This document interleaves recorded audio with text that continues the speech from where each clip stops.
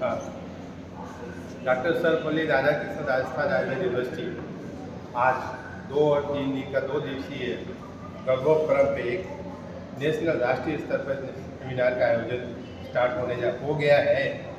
और इस सेमिनार के अंतर्गत जो विभिन्न प्रकार के प्रॉब्लम्स होती हैं हमारे गर्भणी परिचर्या में, मासानुमासिक प्रॉब्लम्स जो होती हैं उनको ध्यान में रखते हुए, क्योंकि आजकल आप देखते होंगे कि अलग अलग कंट्रीज में, अलग अलग देशों में इस तरह के बहुत सारे प्रोटोकॉल बने हुए हैं, लोग बना रहे हैं स्टैंडर्ड, लेकिन उनका कहीं स्टैंडर्डाइजेशन नहीं है।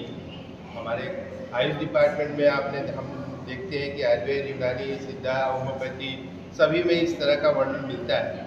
हमारे सिविलाइजेशन में भी इस तरह की बातें कही जाती हैं। हमारे दादी नानी के नुस्खों में भी इस तरह की बातें आती हैं, खान पान, रहन सहन सभी के बारे में बात की गई है। ऑब्जेक्ट ये है कि सुप्रज हमारी जो अगले आने वाली जनरेशन है वो बुद्धिमान हो, सकुशल हो और हेल्दी हो। इसको ध्यान में रखते हुए इस संगोष्ठी का आयोजन किया गया है। इसमें हमारे देश से लगभग सभी राज्यों से रिप्रेजेंटेशन हुआ है।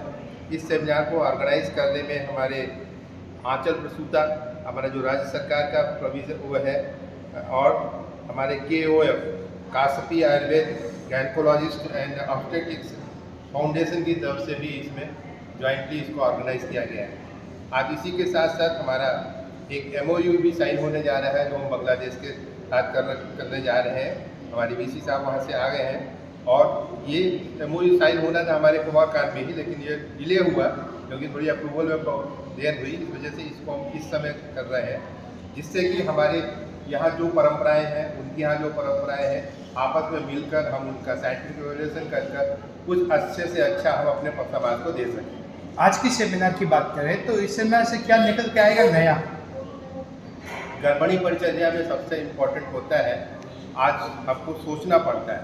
देखिए, हम कई बार देखे हैं, जो पहले भी ज़माने में राजा महाराजा होते थे, उनके बहुत ज़्यादा संतति नहीं होती थी, 1-2 संतति होती थी, लेकिन उनकी क्वालिटी बहुत अच्छी होती थी। जहाँ संख्या बढ़ती चली जाती है वहाँ क्वालिटी घटती चली जाती है।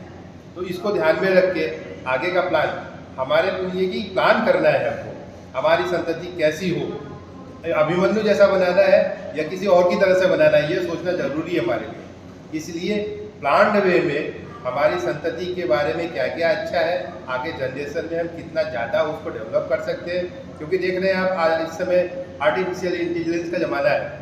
अगर हमको अपने आप को अच्छा रखना है, सर्वाइव कराना है, तो इसमें हमको अपने ध्यान में रखना पड़ेगा।